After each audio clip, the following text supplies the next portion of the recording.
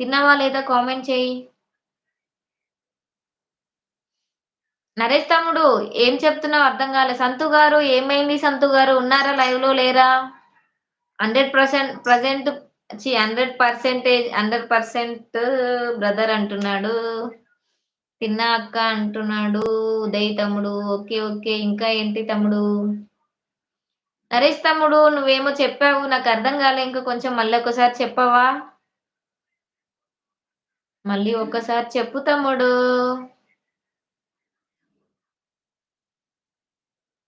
సంకేత్ గారు ఎందుకు సంతు గారు బాయా? ఎళ్తున్నారా సంతు గారు? ఓహో! అక్క నా పేరు నందిని రెడ్డి. ఉదయ్ రెడ్డి వైఫా? Okay. Okay. Uday Nandini thank you so much మా లైవ్‌కొచ్చి లైక్ చేసినందుకు. కొసేపుండు అలానే సపోర్ట్ చేయండి కొసేపుండి. ఇంతవరకు స్క్రీన్ కాస్ట్ గురించి చెప్పుతున్నారు. ప్లే లిస్ట్ అంటున్నారు. ఇంతవరకు స్క్రీన్ స్క్రీన్ కాస్ట్ వేరు, ప్లే లిస్ట్ వేరు. స్క్రీన్ కాస్ట్ అనేది మనం లైవ్‌లో ఎయ్యాలె.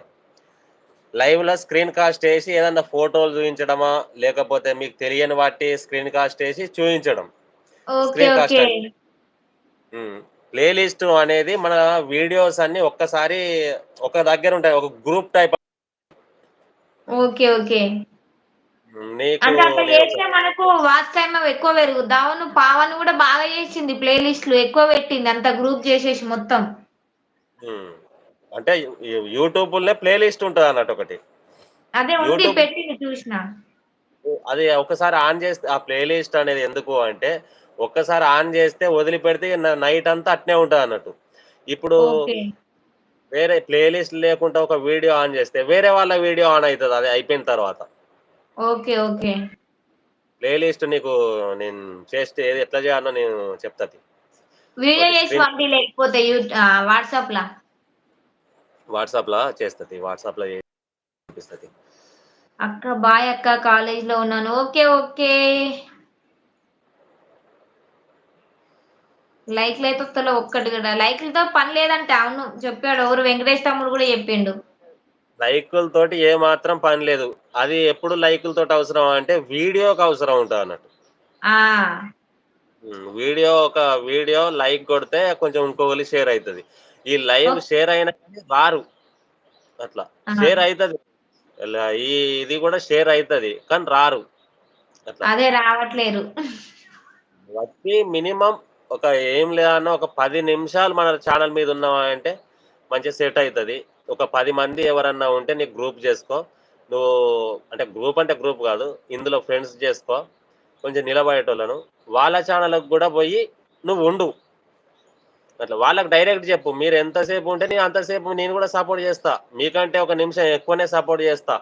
అనే విధానంగా జెప్పినావనుకో వాళ్ళు గూడా నీ ఛానెల్‌కి భయంగా వస్తారు. నువ్వు గూడా పోయినావంటే అరే! మా అక్క అత్తంది గదా! నేను గూడా బోవాలే అనే ఒక థాట్ ఒస్తది. కొందరు ఏం జేస్తారంటే ఉన్నా అక్క ఆన్‌లోనే ఉన్నా అంటారు. అటు ఇటు తిరిగేస్తారు. మళ్ళీ ఇంట్లోకొచ్చి ఆన్ అని బెడతారు. అది మనకు హ్మ్. తెలియదు.